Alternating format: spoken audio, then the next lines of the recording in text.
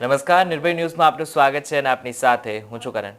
આદિવાસી નેતા ચૈતર વસાવાના રિમાન્ડ પૂરા થયા બાદ ફરીથી તેમને કોર્ટમાં રજૂ કરવામાં આવ્યા હતા, જ્યાં પોલીસે તેમના ફરી રિમાન્ડ માંગ્યા હતા, જે કોર્ટે નામંજૂર કરી નાખ્યા છે અને તેમને હાલ રાજપીપળાની સબ જેલમાં મોકલી દેવામાં આવ્યા છે. ત્યારે હવે આદિવાસી સમાજ, આપ અને કોંગ્રેસ બધા તેમના સમર્થનમાં આવ્યા છે. આ બધાની વચ્ચે કોંગ્રેસ નેતા સુખરામ રાઠવા પણ ચૈતર વસાવાના સમર્થનમાં આવ્યા છે અને તેની સાથે ભાજપ પર તેમને આકરા પ્રહારો કર્યા છે. તેમણે શું કહ્યું છે તે એકવાર સાંભળી લઈએ. ચૈતરભાઈ વસાવાનો કેસ એટલા માટે ઉલ્લેખ કરું છું કે આદિવાસીઓ માટે લડતા હતા. અનંતભાઈ પણ આદિવાસીઓ માટે લડે છે.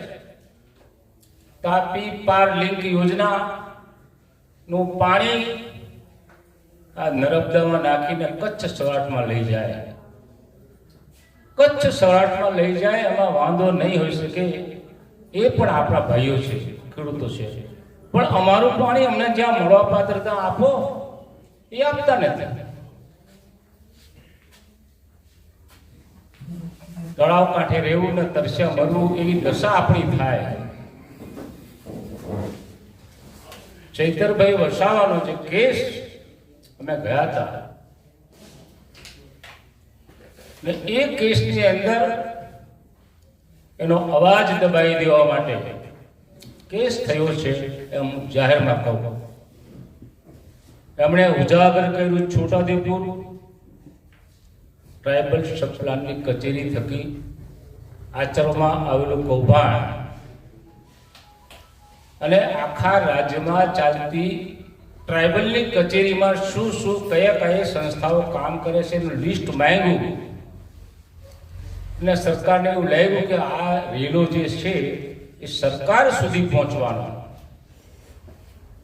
સરકારની ભગીરી સંસ્થાઓ કામ કરે છે ત્યાં સુધી પહોંચવાનો, એટલે આને દાબી દેવો પડે.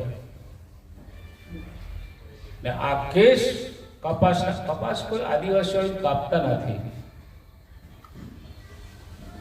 અમે જોઈ આવ્યા છે ત્યાં કપાસને કાપી નાખેલો.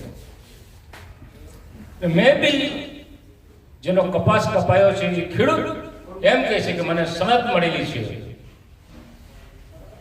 આપણો આદિવાસીઓ, આપણા પૂર્વજો, આપણા દાદાઓ જે જમીન ખેડતા હતા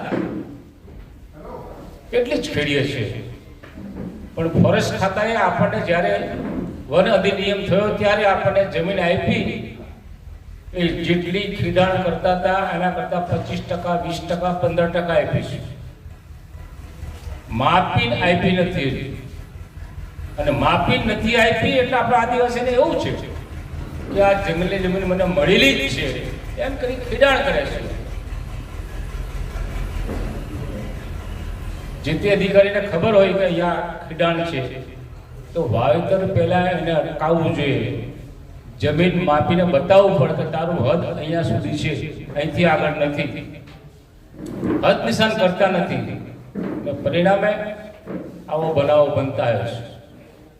અને એનો ભોગ, એનો અવાજ જે રજૂ કર્યો ચૈતરભાઈ, એનો ભોગ બન્યા. એમના મિસિસનો શું આપ? મિસિસને પણ લઈ ગયા ઉઠાઈને મદદગાર મર્યામ કરીને. એટલે કહેવાનો મતલબ એ, આપણે જ્યારે કોઈ પણ કામની બાબતમાં સરકારની સામે બાદ ભીડીએ ત્યારે જેલમાં જવાની તૈયારી રાખવી પડે.